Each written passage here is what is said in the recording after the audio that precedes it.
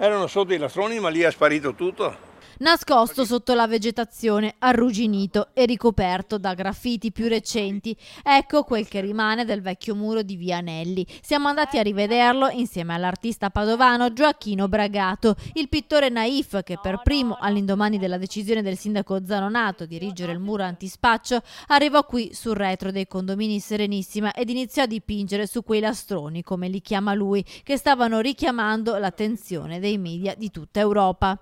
Oggi, 13 anni dopo la famosa estate del 2006, quando esplose la guerriglia tra spacciatori nigeriani e nordafricani, Bragato è tornato qui in Via Anelli. Osserva le ruspe che ormai hanno già sbriciolato l'intera facciata della prima palazzina. Mi sono affacciato adesso in Via Anelli con lei. Le dico la verità, a vedere questo squarcio mi è venuto un colpo allo stomaco. Perché anche Via Anelli ha fatto un pezzo di storia. Io me la ricordo Via Anelli, quando c'erano anche dei miei amici ci hanno abitato.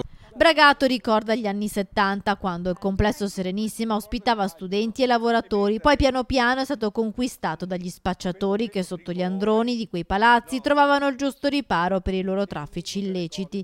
Il maestro Bragato nel 2006, armato di gessetti ad olio, scelse di disegnare dei fiori sul muro.